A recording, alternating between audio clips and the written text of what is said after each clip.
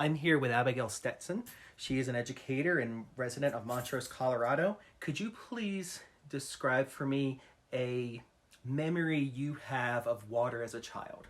I loved turning on the sprinklers in the summer and running through the sprinklers with my brothers. Just enjoying the warm summers with the water and enjoying that thing. Also, I remember when we got the new rec center in the late 80s and being able to go to the swimming pool and it being, a pretty cool experience with the water slide. Can you tell me how you use water as an educator? I use it with some of my science experiments, like teaching how evaporation happens or the water cycle. I'm currently teaching on the 4 spheres of the earth. So the hydrosphere is one of the things that I'm teaching. So we're going to be talking about the water cycle and how the hydrosphere interacts with other parts of the earth and the systems that it has to do with that. Talked about erosion. I think the thing that I see with the reservoir going in at Ridgeway, because that happened in my lifetime, just seeing how important it is to store that water, and then seeing the water tank put up onto the mesa, having that storage is interesting. And then I love seeing how the city has really taken care of the river by Baldridge Park or River Bottom and turning that into a recreational area and making the river a little bit safer in that sense,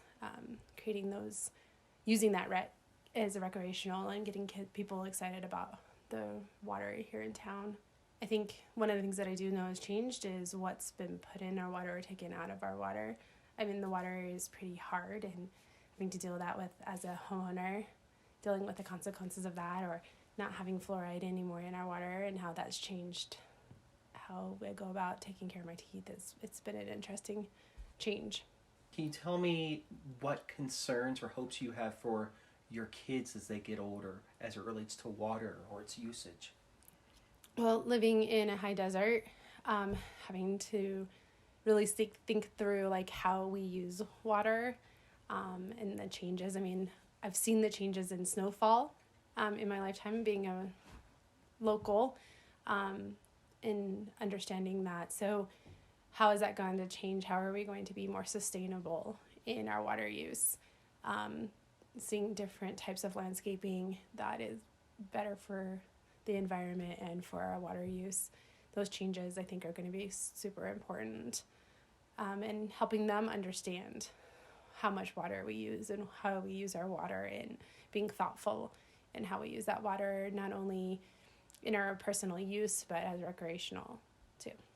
We definitely do like going swimming at the rec center, up at the reservoir, also hiking and enjoying the creeks through hiking and wading in that. We also enjoy skiing in the winter and enjoying the snow that way.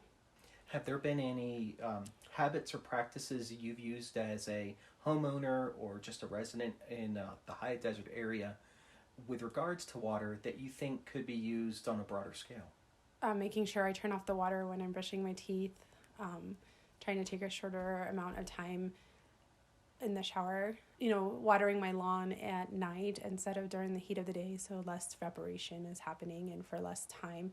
Also planting plants that are more drought resistant so that we're using less water. I think those are all things that we can all do, but definitely thinking through what I plant in my yard is important. Are you optimistic that the community will take on better or more sustainable water use practices in the upcoming years?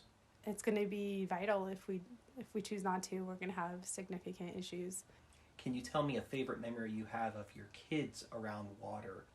Definitely enjoy watching them enjoy the sprinklers. Both my children love to swim. Enjoying paddleboarding at Ridgeway has been fun to watch, and enjoying skiing and having my children just take off with that has been real fun. And we've enjoyed snowshoeing too. So.